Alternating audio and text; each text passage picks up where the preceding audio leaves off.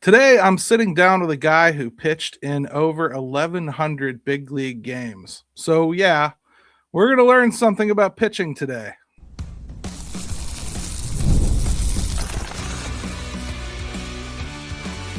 You are Locked On Pirates, your daily Pittsburgh Pirates podcast, part of the Locked On Podcast Network, your team every day. What's up, everybody? Welcome back to Locked On Pirates, your daily Pittsburgh Pirates podcast. I'm your host, Gary Morgan, former Sports Illustrated contributor, covering the Pirates for nearly a decade and a lifelong fan of the game. So today we've got a special one. Former MLB reliever Mike Stanton joins the show. You know him from a 19-year career, 3 World Series rings with the Yankees, and now, of course, from Locked On's Back to the Bullpen with Mike Stanton and Brett Chansey. Mike, welcome to the show. Gary, thank you for having me. I appreciate you having me in, and excited to talk a little Pirates. Excited to talk a little back to the bullpen, but what a crazy season this has been so far in Major League Baseball. Yeah, I mean, normally I would give you guys a roadmap for the show, but today I'm going to ask an expert question, so just listen. We're going to wing it. We're just going to wing it today. Let's see, Mike, before we get into anything, I just want to establish one ground rule. We're not talking about the early 90s Braves. At least that's not my intention. I don't need that kind of negativity in my life today. So. I had some great run-ins with the Pirates when early in my career, those early 90 Braves. Before we start diving into questions, I want people to know where they can hear more of you. Back to the Bullpen on the Locked On Network. What are you guys focusing on over there? So this is actually our 3rd season with Back to the Bullpen. It started pretty generic. I went on Locked On Astros with Brent Chansey. He calls himself Ace Chown Wheelhouse. I'm not exactly sure where the name came from. We'll have to go over that. But he had me on as a guest, and then we kind of just hit it off. And he said, "Hey, you want to do a bullpen? Sure, let's do a bullpen." We covered mostly just the Astros those first couple of years, did a little bit around the league. And then we recently, a couple months ago, we signed on with the Locked On Network. So now we go every day. Our podcasts drop at 2 o'clock Eastern every day. And now we cover the whole league. We don't usually do, new games, highlight games or anything like that. We'll highlight players, but mostly it's news and notes from around the league. So we'll talk about anything. I'm telling stories. I'm going to have former teammates on. So yeah, it's a little bit different where, we're not scripted. So we may talk about absolutely anything. The place to find us is on the MLB network, the Locked On MLB network. Our podcast is inside that channel. Go to podcast. You'll find Back to the Bullpen with Brett and Mike, and we'd love to have you check us out. Check it out, guys. I will link it down in the show notes, too, for everybody. Thank you. You didn't even pitch in high school, Mike. I mean, not much. And then you go on to throw nearly 1,200 games. To tell you the truth, I think that's probably a big part of the longevity I had. I was blessed with God blessed me with a very resilient left arm. I played center field in high school mostly. I think my senior year, I pitched maybe like 11 innings. I had a little tear in one of the little muscles in my back on my scapula, and I just couldn't handle pitching. So I played outfield, was a pretty good outfielder, could hit a little bit. And, went to college as a pitcher, pitched a couple of years in college. Actually didn't pitch much in college either. And then got drafted and into the Braves organization. It's a crazy story. And I have to do it. Anytime you bring someone with your background on the show, I have to ask about Paul Skenes. When you watch Skenes, what stands out to you from a pitcher's perspective? He's just a freak. I mean, that, whether it's mechanics, and listen, this is a copycat league. Everybody, if someone is successful doing something, everyone's trying to throw the splinker or, whatever he's doing, they'll try and mimic what he's doing mechanically. Listen, this is a freak of nature. He is a big, strong, young guy that has figured it out. He repeats his mechanics exceptionally well. He's a guy that throws down in the zone. He can throw up in the zone, but that's not something that a lot of pitchers do because now down in the zone with the big league swing, how everybody's trying to lift the ball and uppercut, that's where the swing is. But when you're throwing with the high 90s and the filthy movement that Paul has, it doesn't matter where he throws. And I love that he throws strikes. Listen, he is arguably and I don't think there's much of an argument, the best pitcher in the game right now, especially with Skubal on the DL, the IL. Oop, I got to put $1 in the jar. I think I do that once a week, Mike. So, I guess following up on that a little bit, you have been out of the game now for a while, and you're one of the few that I can kind of talk to that maybe overlapped with guys like Doc Gooden a little bit. Yeah. Played with him a couple times. He's really the closest comp I can think of as far as coming right out the gate as a starter like that. Doc was a little bit different. Just because Doc back then, back in the mid 80s, Doc was throwing high fastballs, curveballs. That was basically his whole repertoire. And back then, no one threw high in the zone. 19 years old. I know Paul is a little bit older than that, right. Not much. Paul, much more polished of a pitcher, though. I mean, Doc was just pure power, but that was back when everyone didn't have the power.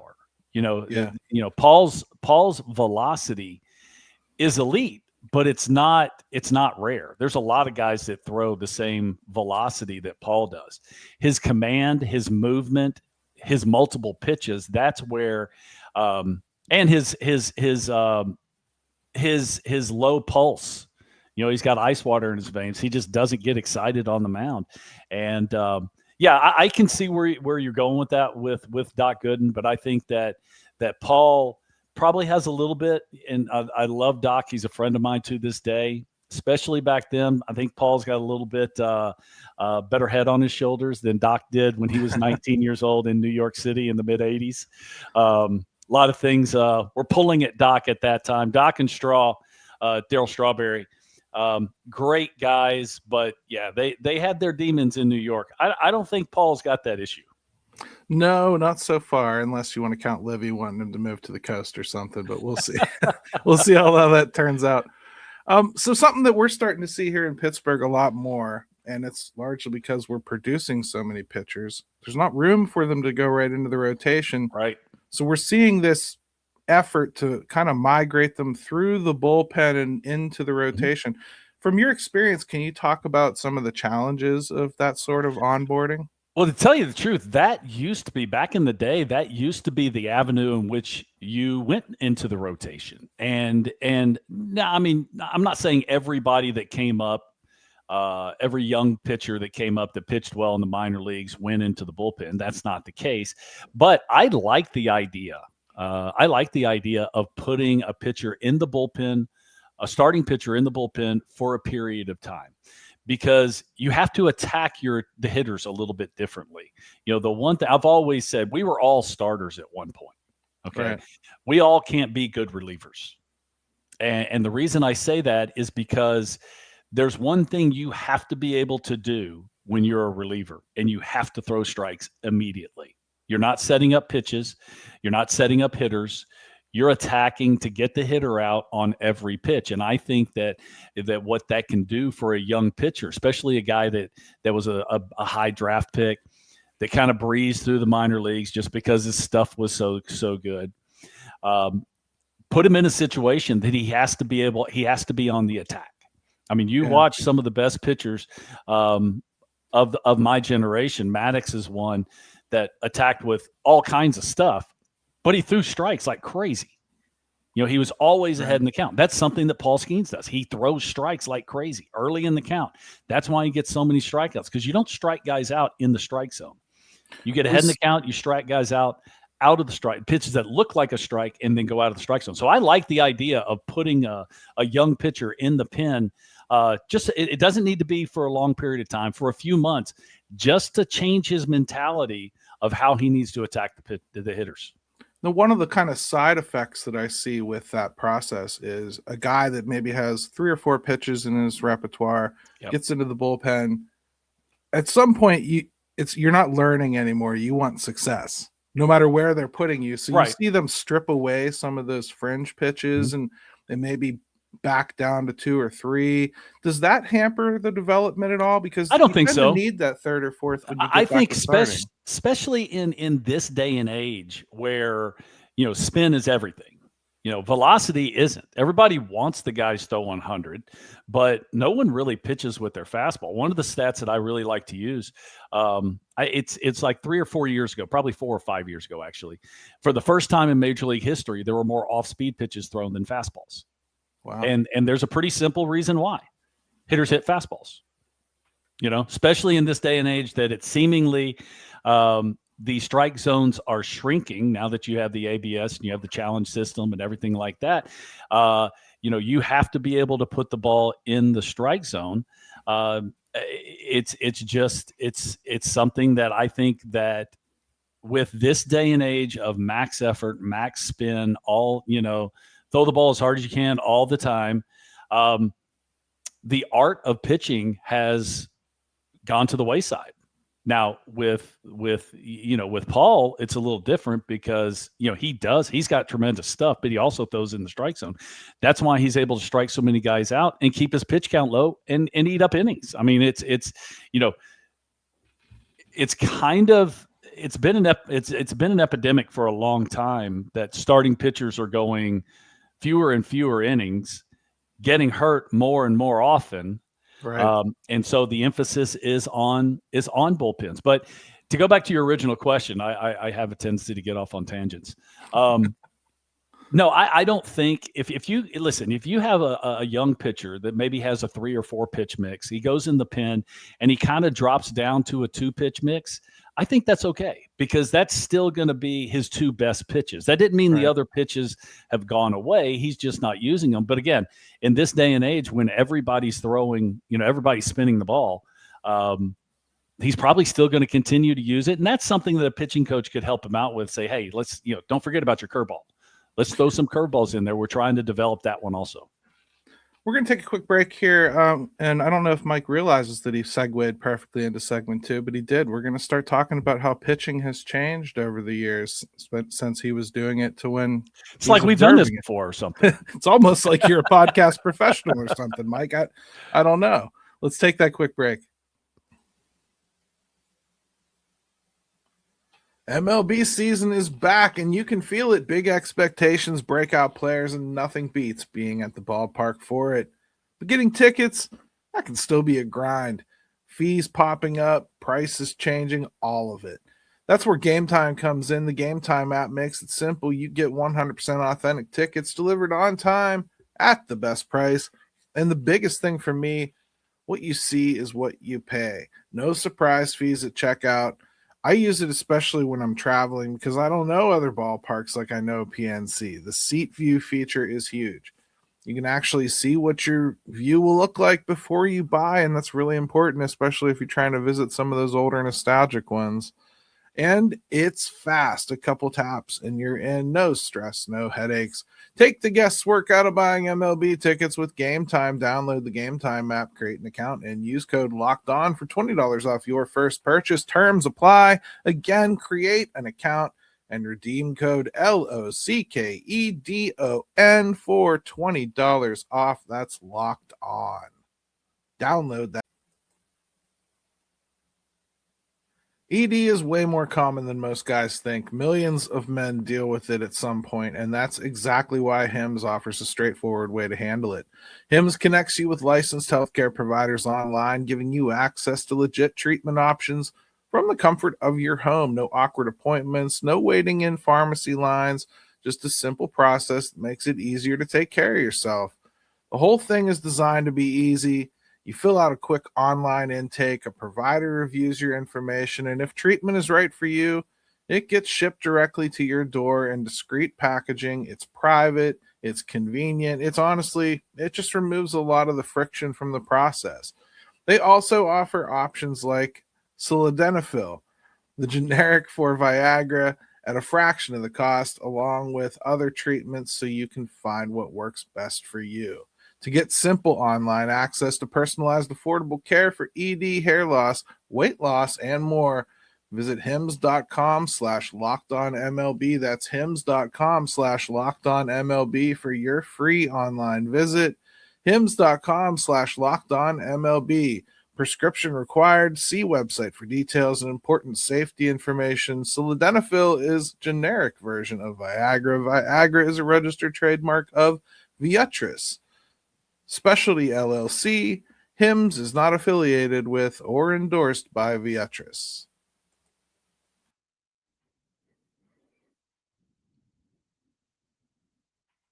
Hey, everybody. Welcome back to Locked On Pirates. All right, let's get back to Mike Stanton. Let's not mess around no more.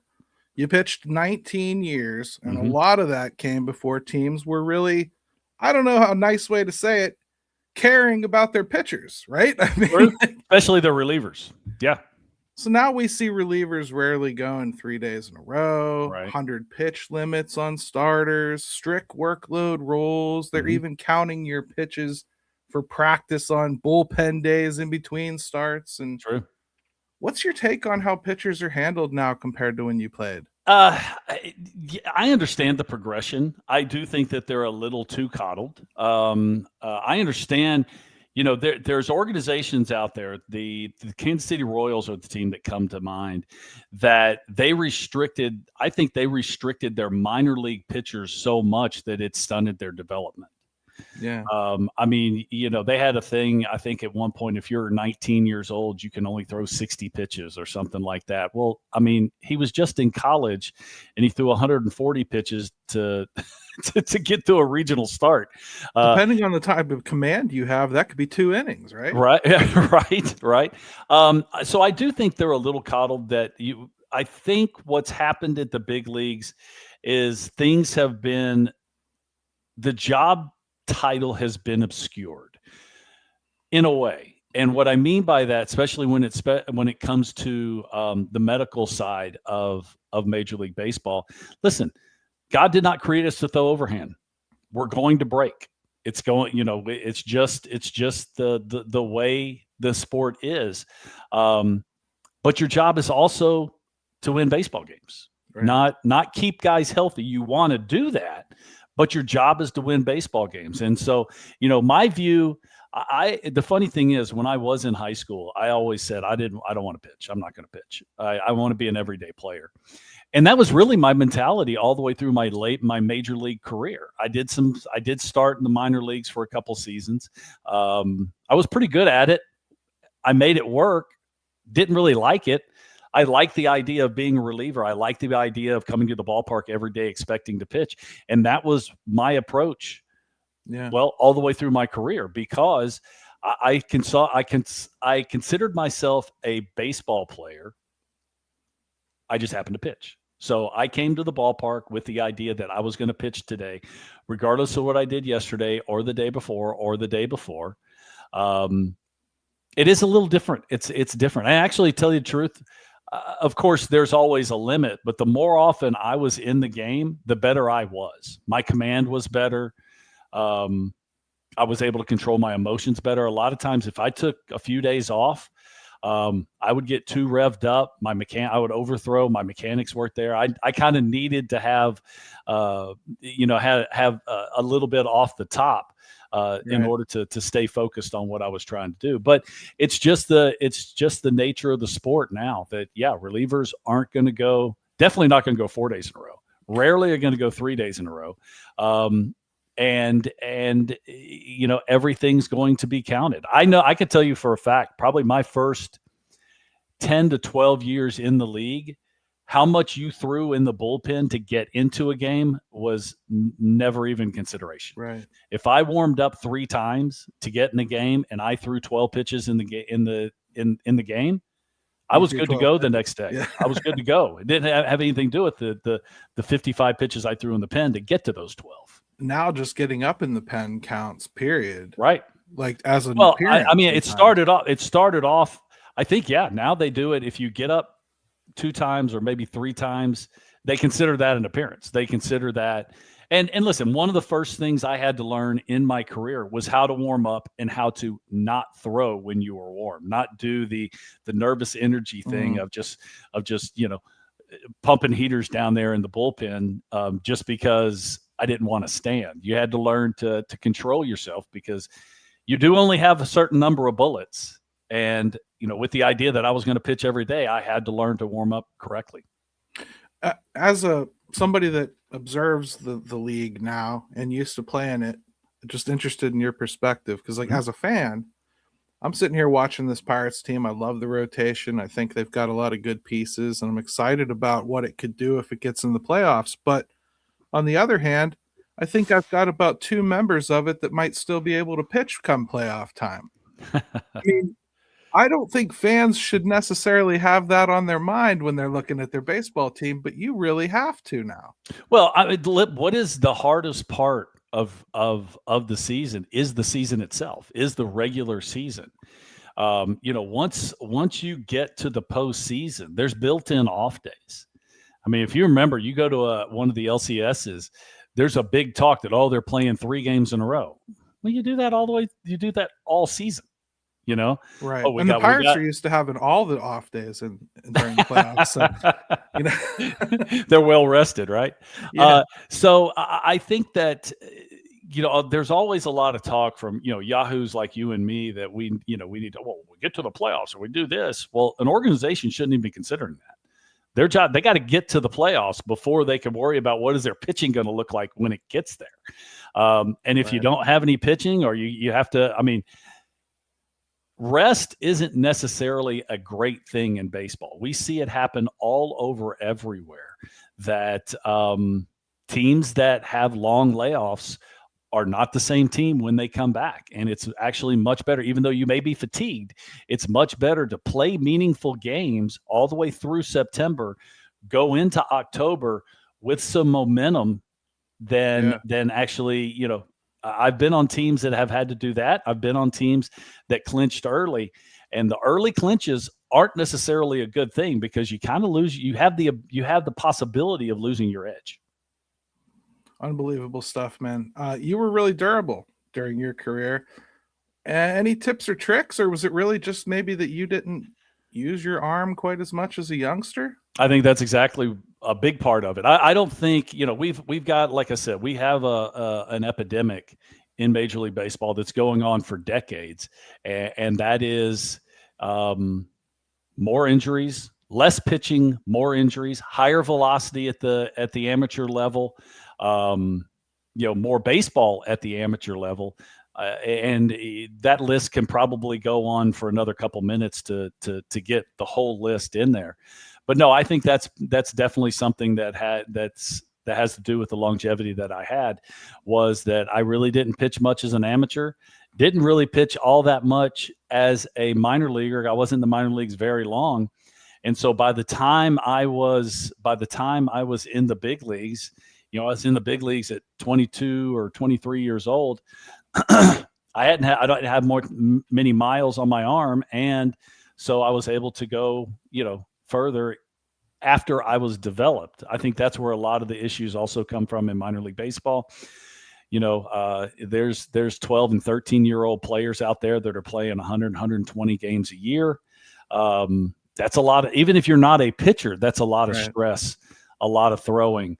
And, those are the developmental years. Those are the years that, the joints aren't closed yet. The man muscles haven't showed up yet, but you're putting a lot of stress on a very young frame. Yeah, it's almost like everybody at the youth level is training to be the next Connor Griffin, who comes along once every 20 years and is able to come up that quickly. We got to take another break, unfortunately, or fortunately. I mean, we like our advertisers. Hey, it pays the bills. We'll take a quick break. We'll come back. Let's talk about the closer role a little bit. It's changed, I think, in certain places.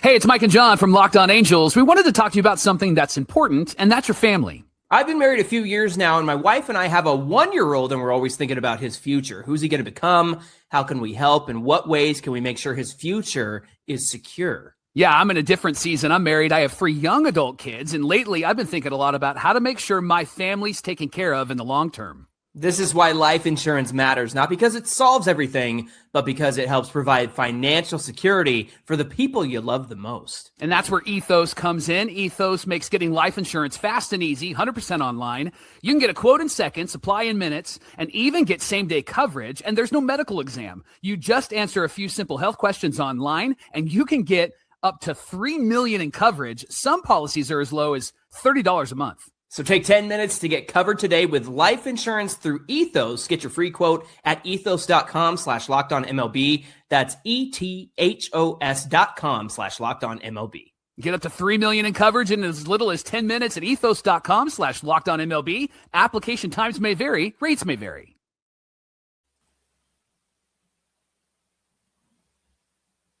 Baseball season is here, and now you can trade every game on Kalshi. That's right. On Kalshi, you can trade every single game. For example, the Pirates are trading at 53% to beat the Cardinals, meaning a $100 trade pays out $188.62 if they win. On Kalshi, you're trading against other users in a live market. There's no house.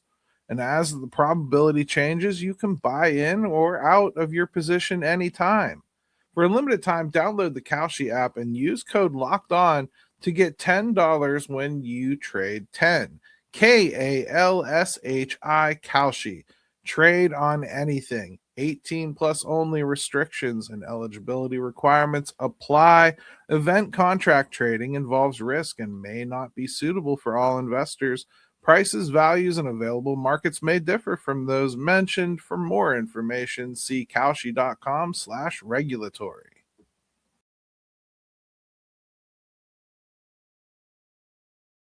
Hey, everybody. Welcome back to Locked On Pirates. Mike Stanton with us again, not to be confused with Giancarlo. I'm glad he changed his name because I did an interview with him on MLB Network Radio years ago, and I actually asked him, he goes, do you ever receive any of my cards? Because I receive yours all the time. He said, no, I don't know if I believe that or not, because it was probably uncanny. All you got to do is look at the picture. That ain't me. But I actually forgot all about it, Mike, until I was doing the nameplate for this show, and I'm looking up an image of Mike Stanton, and it's all Giancarlo, and I'm like, that's right. I forgot about that entirely. Anyway, he's got like 5 names, and Michael is one of them. So that's where the Mike came from. I think I know where you're going to go with this, based on what you did when you won your World Series. At least, you were really the setup guy for arguably the best closer that's ever lived. I mean, I'm not sure how arguable it is. Really. There's not much of an argument. But I mean, at least for what we called closer. Right. Like Kent Tekulve did some great things here, but I don't know that you would Goose Gossage. That's the progression of the position. But as far as being a closer, being someone that saves the game, there was never anyone better than Mariano. I guess my question for you, and again, I think I know where you're going to lean. Analytics seem to drive everything in baseball. Mm-hmm. So it doesn't make an awful lot of sense to somebody that's following baseball and watching them make all these decisions based on analytics that there's one guy that comes in for the 9th inning, no matter who is up. Explain to my listeners once and for all why it's important that one guy is the closer, or is it? It is important if it's the right guy. If you've got a dude, right now it's Mason Miller. You're going to tell me, somebody else should pitch the 9th inning other than him? No, that's not the case. But I've always said there's a lot of guys, there's a lot of us that can be good short relievers. Leverage relievers is what a term that they use now. That doesn't mean everybody can be a closer. It is a different mentality when you don't have a safety net behind you. And when you find somebody that's good at it, somebody that, can save at a, 85% rate, it actually solidifies the rest of your bullpen, because when you build a bullpen in Major League Baseball, you actually build it from the back forward. Find your closer, find your setup man, find the guys that can give you innings, and you do it in that progression. Now, can a bullpen by committee work? Yeah, because most of the time that's what we see around Major League Baseball, because there's not all that many guys that can actually close and do it consistently. This day and age, we were talking about it earlier about how guys aren't going to go 2 or 3 days. 2 days in a row is okay. 3 days in a row is rare. 4 days in a row is a unicorn. It's unheard of. Right. Whereas if you're a closer, and Mo did this, Mariano did this. If I have to get 5 saves in a week, I'm going to get 5 saves in a week. That's my job, because there's going to be another week that I'm not going to see the field. Right. Well, because there just weren't any save opportunities.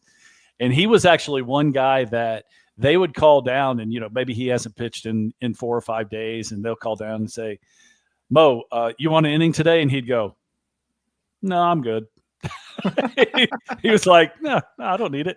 And he didn't, because he could throw strikes probably in his sleep. It's funny because we had here a situation. We had Mark Melanson was a great closer for us last decade, and he was backed by Tony Watson, lefty setup man, brilliant throughout his career as a Pirate. After they moved on from Melanson, the logical progression was, let's make Tony the closer. Absolute bomb. Yeah, would not work at all. Like, changed his mentality. Yeah, so I did both. There were years I closed. I had 75 saves in my career or something. A good portion of those were in one year, I think 1993. And the mentality shouldn't change. The attacking the hitter shouldn't change, but it's different. When you, like I said, when you don't have a safety net behind you, it's a different job. And because as a short reliever, if I struggle, we're probably going to lose. But as a closer, if I struggle, we're absolutely going to lose. And that's sometimes mentally that's tough to take. I guess for the closing players that actually have to come in and pitch in those situations where it's not a close, like you were saying, Mo would just say no sometimes. Yeah. What is that phenomenon too? Like, why is it so See guys struggle impossible all for the them to time? pitch? See guys struggle because it's the lack of it's all mental. It's the lack of the adrenaline in the situation. That if you're pitching in leverage, and you can even say this with your leverage relievers also. Whenever you haven't pitched in a while, the game is lopsided one way or another. Guys come in and they struggle. They give up a couple runs, and sometimes that's where the high ERA comes from. That's why ERA is a terrible gauge to figure out how a reliever is pitching. It's got nothing to do with what you do. So it's what was the Tampa Bay Rays? One of the Tampa Bay Rays relievers, just gave up an 8th spot recently in an inning. And I mean, that'll kill your ERA for the next 2.5 months if you pitch well. It'll take you that long to, at one inning at a time, it'll take you that long to get your ERA out of the stratosphere. So, it's not something that, and I know this is where you really struggle in today's game because of all the analytics and all the data, and they want to be able to put their finger on something. It's not something you can put your finger on. That's an intangible that some guys have and some guys don't. And sometimes you don't know if you have it or not until you get in that situation. If you're looking for a snapshot view of how relievers are doing, what's your go-to stat? I mean, mine is whip because I feel like I can learn the most. That's a good them. one. I don't know if there's a stat. I know the stats that I used to concentrate on there was 2. Inherited runners, because my job, the view of my job as a leverage reliever was usually to get someone else out of trouble. I came in with a lot of guys on base in the middle of an inning. Second was appearances, games pitched.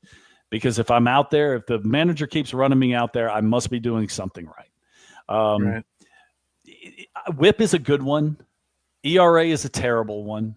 I'm also and whip goes into just walks per 9. That's another one. A leverage reliever, a good reliever, has to have the ability to throw strikes, whether you're throwing 85 or 105. If you can't put the ball in the strike zone, the manager can't trust you. You got to be able to throw strikes when you come in tight situations. And again, I've always said we were all starters, but you can't make any starter a good reliever. Because who is it? Andrew Chafin wears that T-shirt in spring training that says "failed starter" every year. Well, it wasn't my. You're right. It wasn't my generation, but it was a couple generations prior. You go back to the 70s and the 60s. In the late 80s when I came up, 1989. We were starting to get the relievers were becoming much, much, much more important. because that has been the natural progression of starting pitchers. They're going fewer and fewer innings. So you got to have, if you're going to win, you got to have people to cover outs. But that's what relievers were. They were starters that just couldn't start anymore or couldn't handle the pitch count or whatever it was. They were, quote unquote, failed relievers. I mean, you must have been a pretty darn good setup guy. You had your own entrance music. That wasn't popular back then, right? So actually, and I was late to the party. There was a lot of guys that had songs coming in before I had one. Well, for listeners who want more of this kind of insight, just where are you and Brett trying to bring back the bullpen again? Let's just make sure we hit them with it. So the show is Back to the Bullpen. We are the Locked On Network. The place to find us is in Locked On MLB channel. So anywhere you get your podcast, that's where you can go. And inside that channel, go to podcast. You'll find Back to the Bullpen with Brett and Mike. And, what we are doing news and notes from around the league. So we may talk about anything. We may talk about Schwarber and all his home runs. We may talk about Fromber having another meltdown. Or we did talk about those, so we talk about Paul Skenes when he goes out and does, just what Paul does. So the format that we're using, we're just going to talk about anything that's happening around Major League Baseball. I'm going to have some former teammates of mine come in and tell stories. I'm telling stories. So we would love for you to subscribe and like and do all that good stuff. Come and check us out. Again, Locked On MLB is the channel we're inside. Go to podcast, and then you'll find Back to the Bullpen. Yeah, guys, I encourage you to check it out. All the shows on that channel are good. MLB Game Night, I tell you guys about all the time. One of my favorite shows. Solly over there doing Locked On MLB. Great stuff. Yep. Check it out. Fun conversation, great insight, and yeah, I think we successfully avoided talking about the 90s Braves mostly. Tomorrow, I had to touch on it a little bit. Tomorrow on the show, we'll get back to the day-to-day of our Buccos. And remember, we're serious about Pirates baseball because somebody has to be. Let's go Bucks. Thanks, Mike. Thanks for having me, Gary. Anytime.